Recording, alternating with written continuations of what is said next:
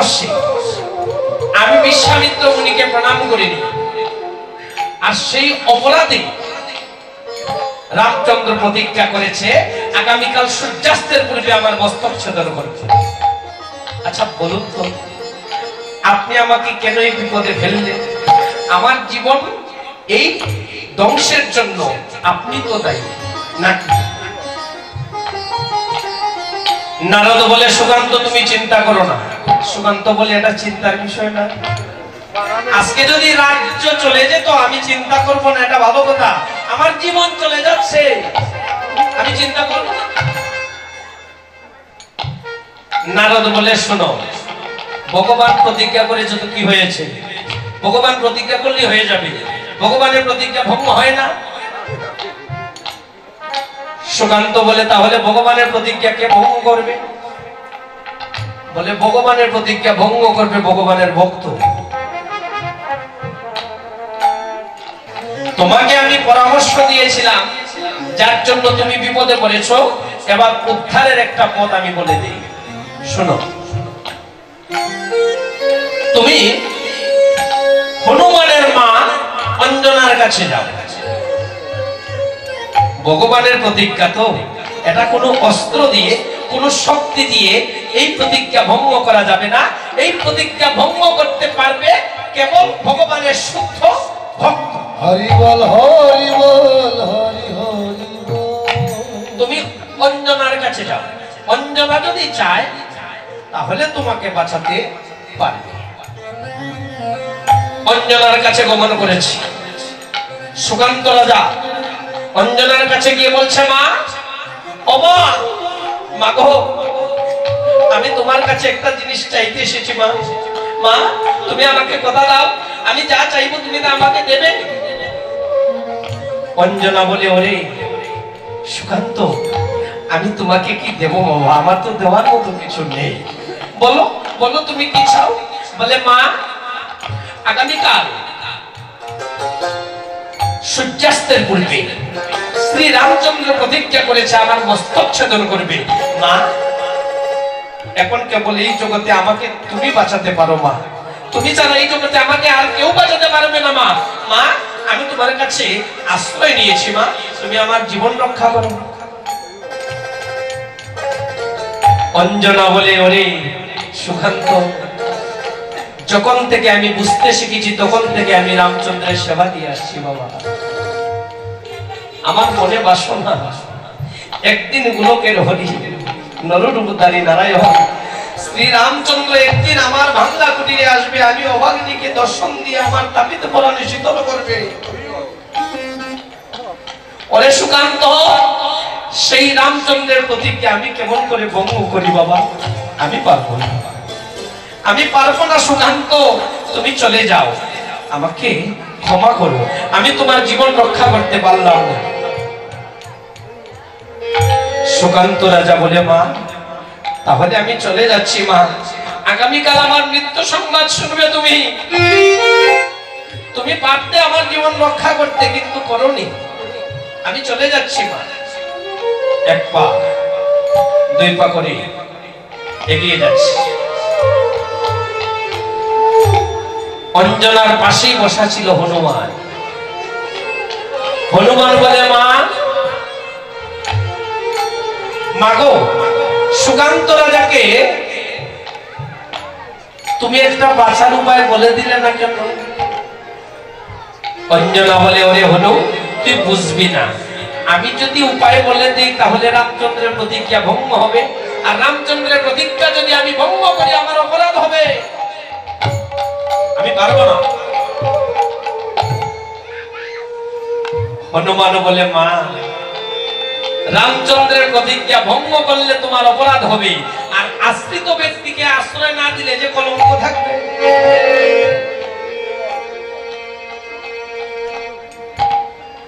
আশ্রিত ব্যক্তিকে যদি আশ্রয় না দাও তাহলে এই জগতে কলঙ্ক থাকবে। কলঙ্কিত জীবন রাখার চেয়ে মরে যাওয়া শুধু মঙ্গল।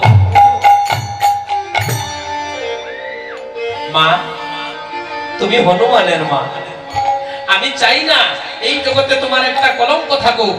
এই জগৎবাসী বলো যে অপরাধের ভয়ে অঞ্জনা আশ্রিত ব্যক্তিকে আশ্রয় দেয়নি। মা, সুকান্ত তো তোমার কাছে আশ্রয় চেয়েছিল মা, তুমি তাকে আশ্রয় দিতে পারতে, দাও মা। অঞ্জনা মনে মনে চিন্তা করলো, এটা তো সত্য, আমার কাছে আশ্রয় চেয়েছে, নিরুপায় হয়ে তাকে আশ্রয় দেওয়া আমার উচিত। সুকান্ত, ও সুকান্ত, মা মা মা গো, তুমি আমাকে ডাকছো মা? মা, আমাকে একটা উপায় বলে দাও মা, আমি যেভাবে বাঁচতে পারি মা, এমন একটা উপায় তুমি আমাকে বলে দাও। অঞ্জনা বলে, ওরে সুকান্ত, বাঁচবে কি না তা আমি জানি না, তবে একটা উপায় বলে দিই, হয়তো রক্ষা হলে হতেও পারে। কি বলে? আগামীকাল রামচন্দ্র যখন ধেনুতে বাণ সংযোজন করে তোমাকে বধ করতে আসবে, তখন আড়ালে দাঁড়িয়ে তুমি একটা ধ্বনি দিবে। কিসের ধ্বনি? বলে জয় শ্রীরামের ধ্বনি।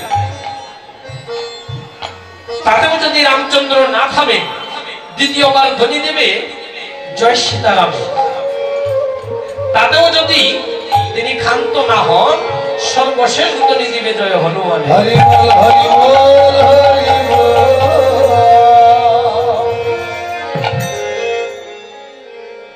ঠিক আছে মা, আমি চলে যাচ্ছি। এবার যদি আমি সুকান্ত মরেও যাই, আমার কোনো দুঃখ থাকবে না মা। অন্তত তুমি তো আমাকে বাঁচার একটা উপায় বলে দিয়েছো মা। সুকান্ত চলে গিয়েছে। পরদিন রামচন্দ্র ধেনুতে বাণ সংযোজন করে সুকান্ত রাজাকে কুস্তি আরম্ভ করেছে। সঙ্গে কে? বিশ্বামিত্র মুনি। হঠাৎ হঠাৎ বিশ্বামিত্র মুনি বলছে, না, ওই যে সুকান্ত, তুমি তাকে বধ করো না। রামচন্দ্র যখন ধেনুতে বাণ সংযোজন করেছে, তখন সুকান্ত প্রাণের ভয়ে একটা আড়ালে দাঁড়িয়ে ধ্বনি দিচ্ছে, জয় শ্রীরাম, জয় শ্রীরাম, জয় শ্রীরাম। না, এই ধ্বনি তো কোনো কাজ হচ্ছে। সামনের দিকে এগিয়ে যাচ্ছেন রাম। যখন যুগের কিছু কাছে চলে গিয়েছে, তখন আবার সুকান্ত ধ্বনি দিচ্ছে, জয় শ্রীরাম, জয় শ্রীরাম, জয় শ্রীরাম। না, তাতেও রামচন্দ্র থামছেন। যখন কাছে গিয়ে বাণ নিক্ষেপ করবেন, এমন সময়ে রামচন্দ্রকে লক্ষ্য করেও সুকান্ত রাজা ধ্বনি দিচ্ছে, জয় হনুমান, জয় হনুমান, জয় হনুমান।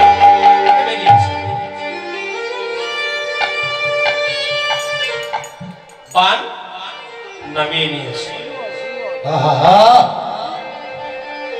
বিশ্বামিত্র মুনি বলে, রাম, সুকান্ত রাজা তোমার সম্মুখে, তুমি বধ করো। রামচন্দ্র বলে, গুরুদেব, সুকান্ত রাজাকে আর আমি বধ করতে পারবো না। কেন কেন বধ করতে পারবে না তুমি? বলে, গুরুদেব, সুকান্ত রাজা প্রাণের বয়ে সর্বপ্রথম জয় শ্রীরামের ধ্বনি দিয়েছে, আমি তো থামিনি গুরুদেব। আমার নামের ধ্বনি দিয়েছে, কিন্তু তারপরে আমি তাকে হত্যা করতে উদ্যত হয়েছি। তারপর ধ্বনি দিয়েছে জয় সীতারামের, তাতেও আমি ক্ষান্ত হইনি। কিন্তু এখন যে ধ্বনিটা দিয়েছে, সেটা আমার ভক্ত হনুমানের ধ্বনি দিয়েছে। গুরুদেব, এবার যদি আমি সুকান্ত রাজাকে বধ করি, এই জগতে আমার কলঙ্ক থাকবে গুরুদেব। এই জগৎবাসী বলবে যে রামচন্দ্র নিজের প্রতিজ্ঞা রক্ষা করার জন্য ভক্তের নামে কলঙ্ক দিয়েছে। গুরুদেব, আপনি আমাকে যা অভিশাপ দেওয়ার দিতে পারেন, কিন্তু আমার ভক্তের নামে কলঙ্ক আমি দিতে পারবো না গুরুদেব। এই ভক্তের কারণে আমি কত কিছুই না করেছি গুরুদেব। ভক্তের প্রেমের কারণে, ভক্তের ভক্তির কারণে, ভক্তের দ্বারে দ্বারে কি আমি ভিক্ষা করেছি। আজ আমি ভগবান হয়ে কেমন করে ভক্তের নামে কলঙ্ক দেই গুরুদেব? আমি পারবো না, আমি পারবো না গুরুদেব। ভক্ত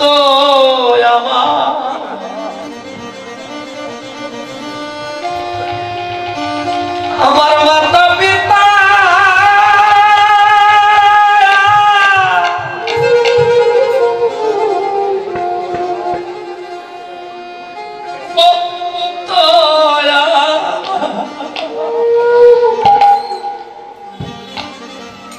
আমার গুরু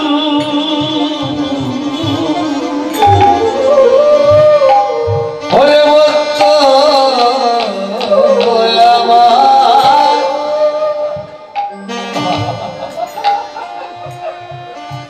মাতা পিতা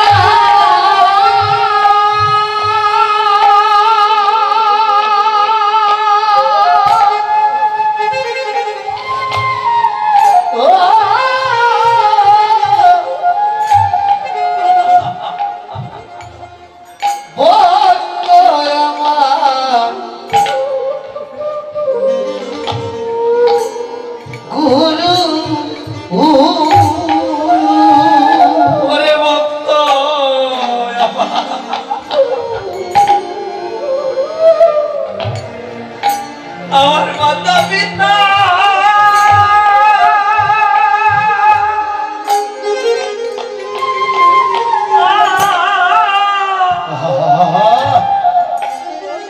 ভক্ত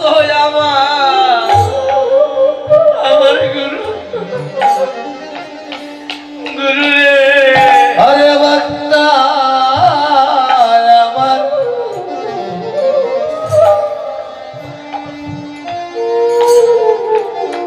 মাতা পিতা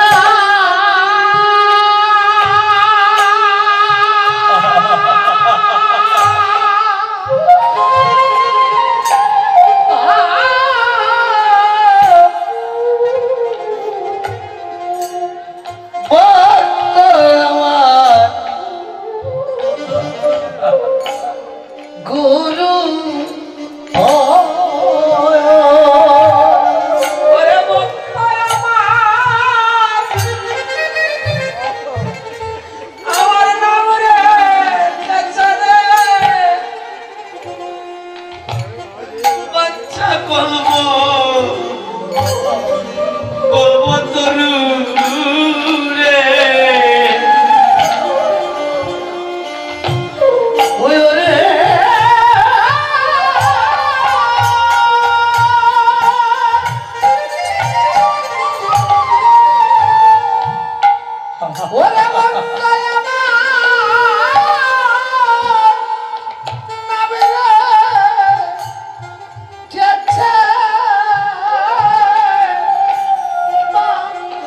কল্প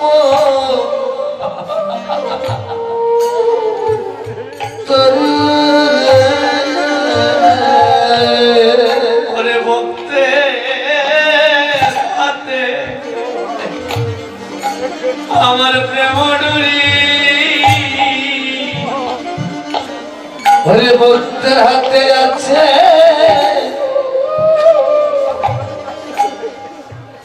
প্রেম ডুরি ভক্তের হাতে আমার প্রেম ডুরি ওরে ভক্তের হাতে আছে প্রেম ডুরি ভক্ত যেমনি গুরা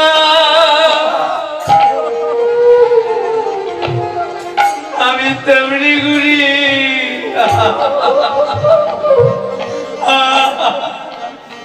ভক্তের হাতে আছে প্রেম ডুরি ভক্ত যেমনি ঘুরা আমি তেমনি ঘুরি ভক্তের হাতে আছে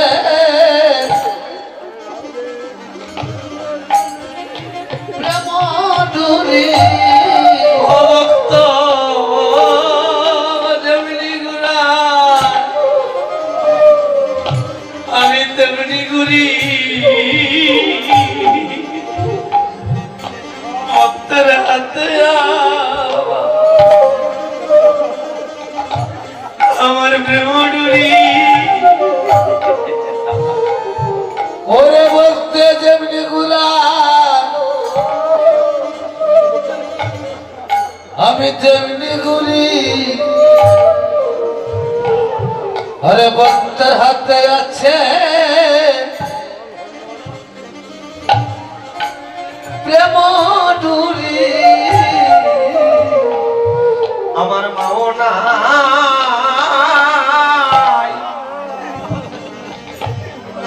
আমার বাপও নাই ও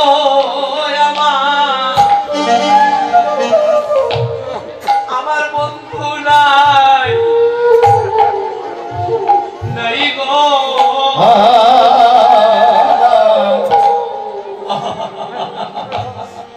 আমার মাওলা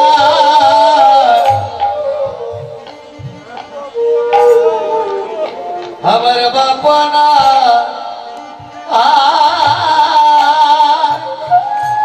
আমার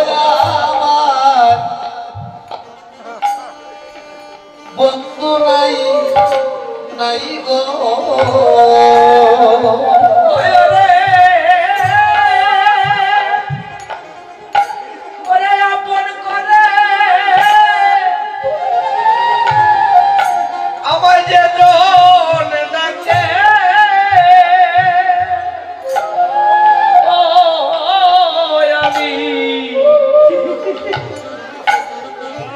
আমি তার কাছে যাই গো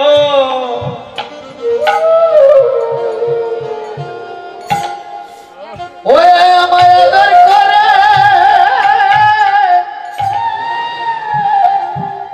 যে ডাকে আমি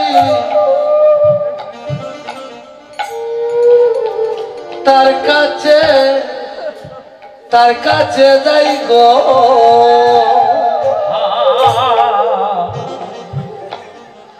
সামান্য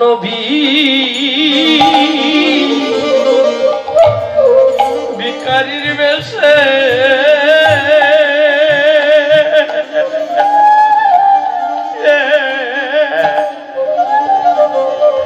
ওরে ঘুরিয়া আমি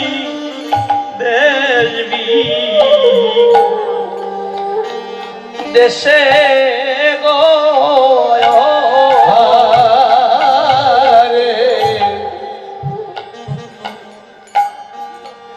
সামান্য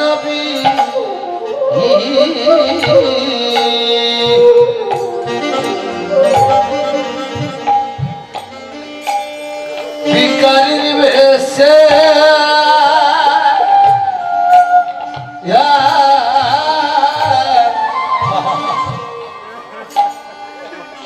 গুরিয়া আমি দেবী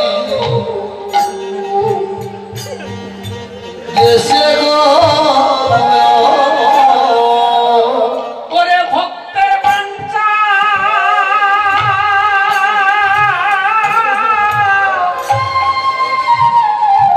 পুরাইতে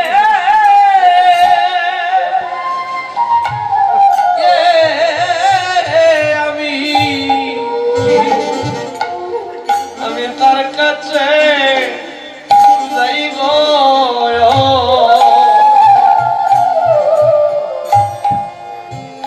ওরে ভক্তের বাঞ্ছা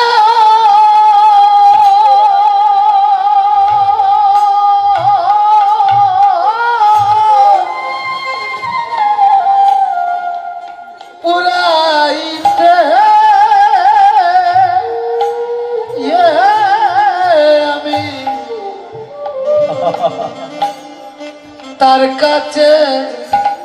তার কাছে যাই গো করে দাও দাও ভক্তে চরণ দুলি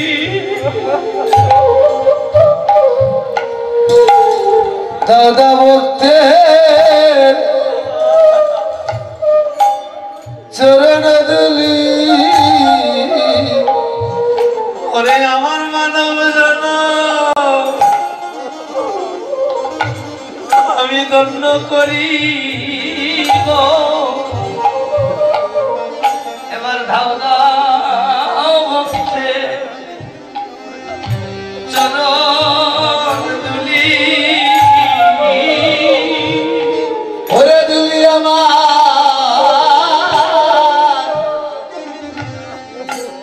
আমার শিরে তুলি ওরে দাও দাও দাও দাও ভক্তের বলো দুলি দুলি আমার শিরে তুলি একবার দাও দাও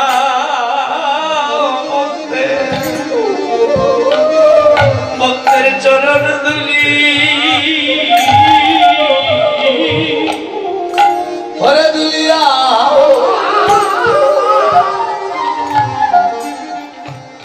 আমার শিরে তুলি দাও দাও দাও দাও ভক্তে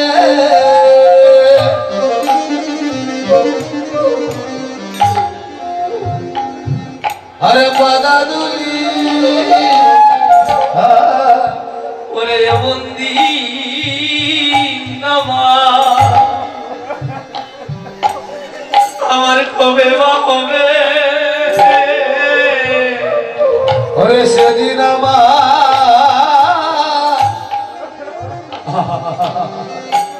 কবে বা হবে ও হায় রে এমন দিন আমার কবে বা হবে আরে এমন দিন আমার কবে বা হবে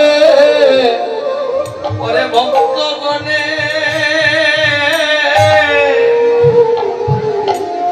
ওরে করুণা হবে ওরে এমন দিন আমার কবে বা হবে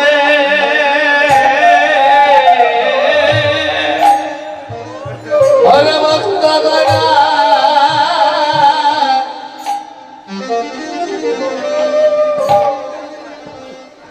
ওরে করুণা হবে ওরে এমন এমন দিন আমার কবে বা হবে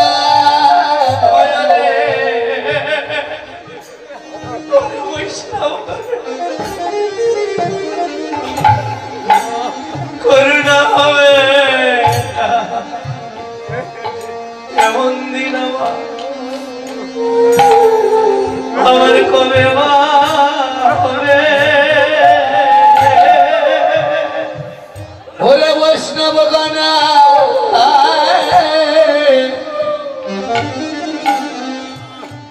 করুণা হবে গো এমন দিন আমার কবে বা হবে ওরে বৈষ্ণব গণে করুণা হবে এমন দিন আমার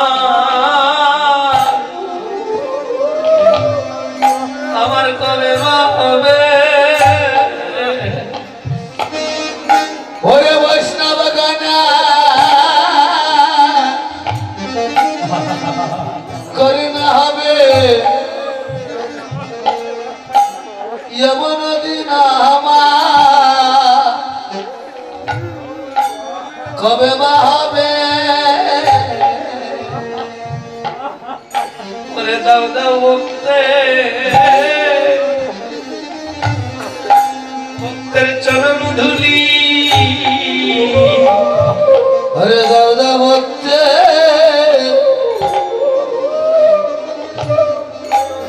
চরণের দুলি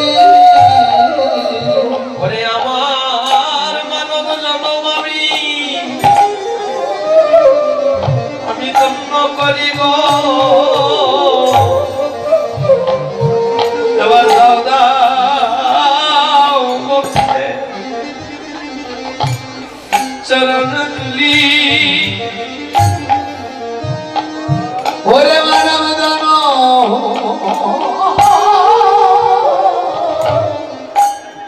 আমি দণ্ড করি দাউ দাও ভক্তা চরণ দুলি ওরে ধুলি আমার শিরে তুলি এবার দাও দা চরণ দুলি ওরে দুলি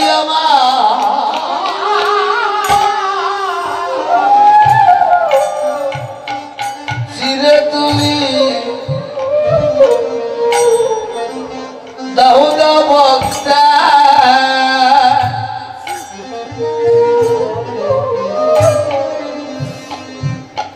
চরণের দুলি এবার দাও দাও ভক্তে চরণে ধুলি ওরে দুলি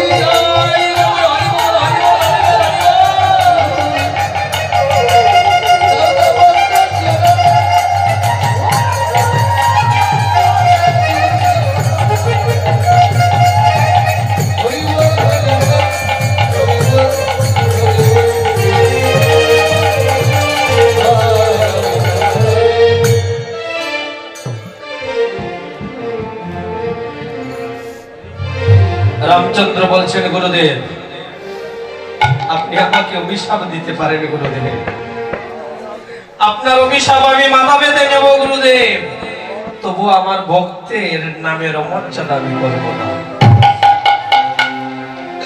সেই দিন বিশ্বামিত্র মুনি রামকে লক্ষ্য করে বলেছিলেন হে রাম ধন্য তুমি রাম ধন্য তোমার ভক্তি ধন্য তোমার ভক্ত প্রেম আজ তুমি প্রমাণ করে দিলে যে তুমি ভক্তাদের ভগবান আর নিজে ছোট হয়েও তুমি বাড়িয়েছো ভক্তেরই সম্মান আসিয়া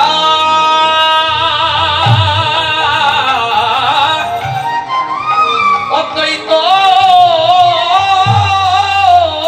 রায় ওরে সম্মুখে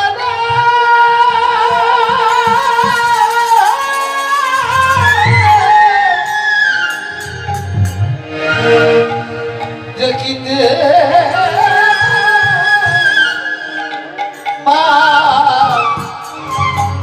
পায়রে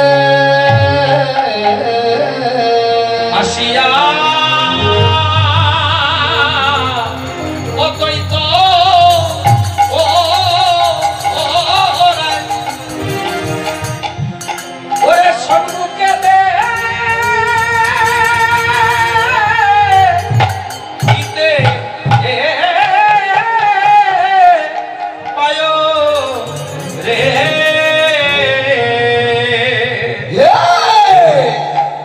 আসি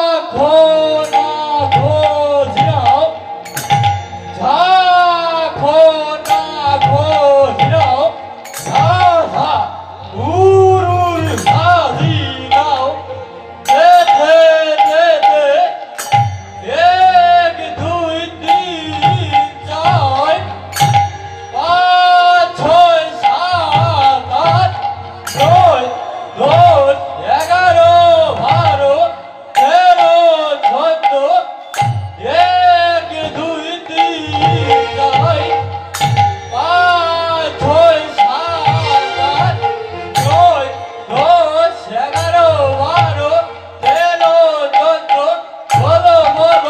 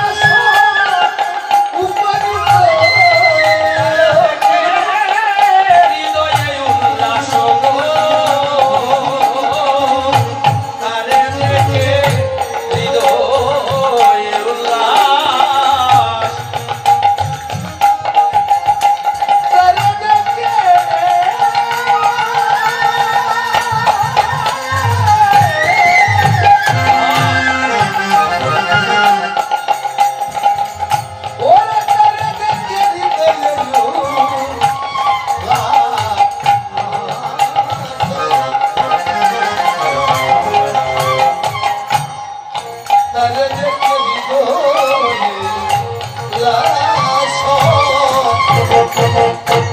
রাধে আসিয়া অদ্বৈত রায় পঞ্চতত্ত্বের মধ্যে গৌর পরিকর্তের মধ্যে সর্বপ্রথম ধরাধামে জন্ম নিয়েছিলেন অদ্বৈত প্রভু মহাবিষ্ণু অবতার।